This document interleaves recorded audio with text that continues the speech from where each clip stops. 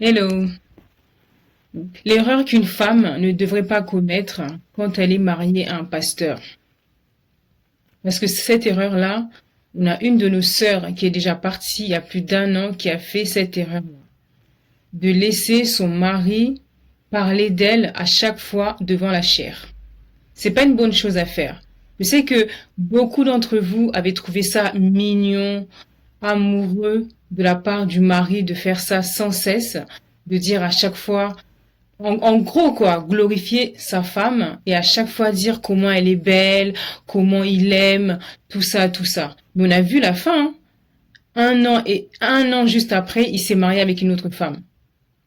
Est-ce qu'il aimait tant que ça pour l'oublier si rapidement, pour passer à autre chose si rapidement?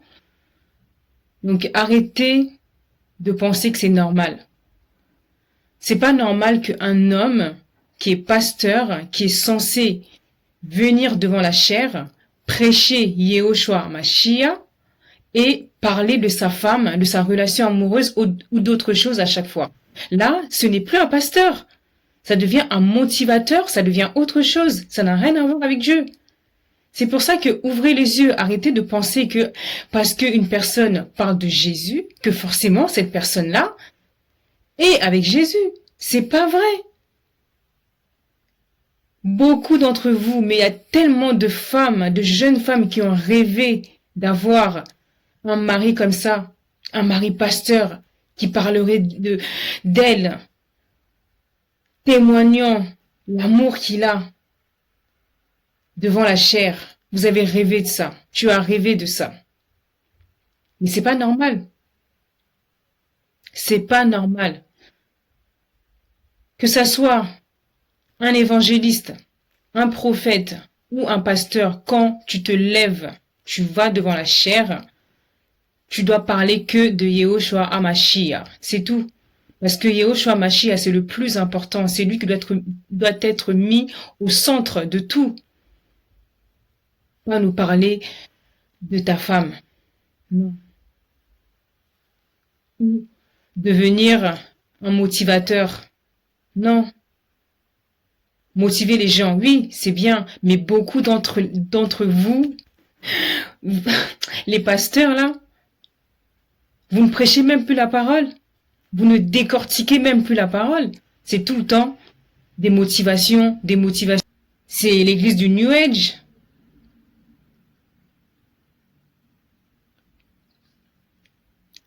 Si toi, tu pensais que c'était normal, rentre au-dedans de toi-même et pose-toi les bonnes questions. Quand on sert Dieu, quand on est sincère avec Dieu, quand on apprend à connaître Dieu, on sait une chose, Dieu doit être mis au centre. Pas ta femme, pas tes enfants, parce que tu es censé aimer Dieu plus que toi-même, plus que ta femme, plus que ton mari et plus que tes enfants. Donc rentrez un peu au-dedans de vous-même et posez-vous les bonnes questions. Je trouve qu'il est très malvenu à une femme qui a épousé un pasteur de se faire appeler maman pasteur. C'est pas normal. Je répète toujours ce mot-là, c'est pas normal. Parce que c'est pas normal. C'est son mari qui est pasteur, c'est pas elle. J'imagine, je sais pas, je suis mariée à un pasteur. Ce n'est pas moi qui suis pasteur, bon sang. Ce n'est pas moi qui suis pasteur, c'est lui. Tu me diras, oui, c'est par respect. Non, c'est pas par respect, c'est par idolâtrie que vous le faites. Parce que si c'est par respect, madame, ça suffit. Ou maman. Pourquoi maman pasteur? Vous ne le faites pas par respect, vous le faites par idolâtrie. Moi aussi, je l'ai fait dans le passé, mais j'ai arrêté. Parce que je ne fréquente même plus les églises, car je sais que l'église, c'est moi. Lorsque je fais des choses, que j'aille à l'église ou pas, Dieu me voit.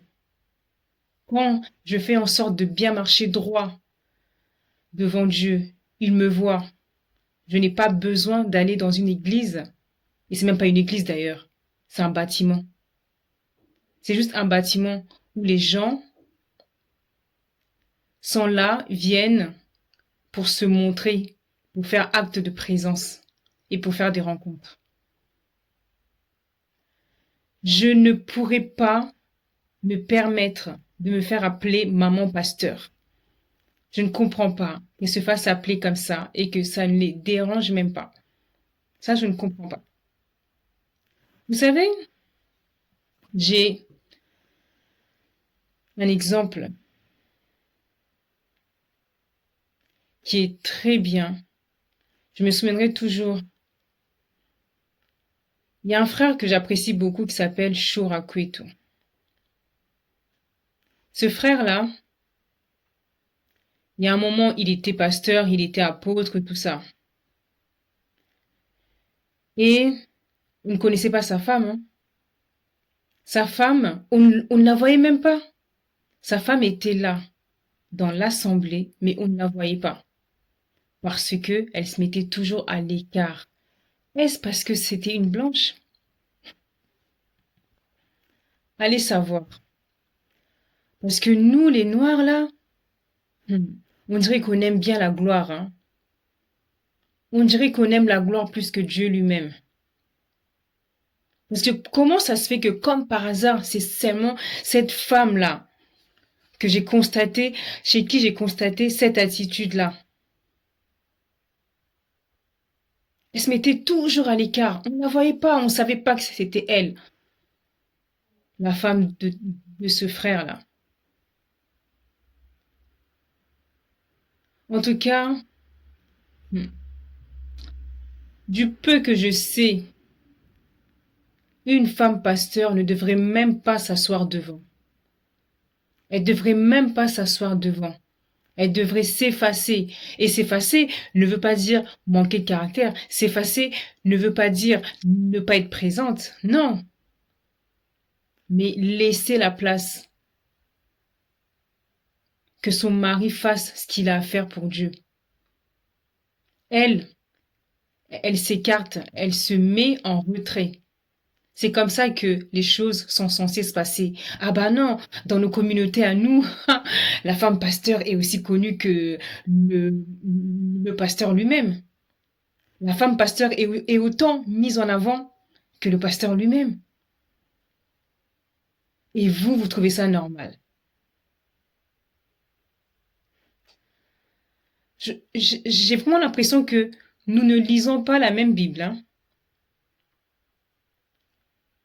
Nous ne prions pas le même Dieu. Comment ces hommes-là, qui sont censés être des hommes de Dieu, entre guillemets,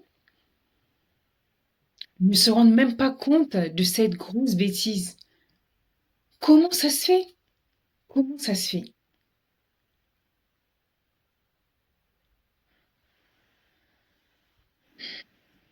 Franchement, réveillez-vous, hein.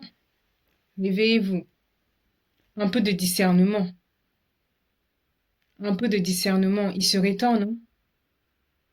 On dit tout le temps, Jésus-Christ revient bientôt. Et là, son retour est encore plus proche qu'il y a 10 ans. Réveillons-nous. Vraiment.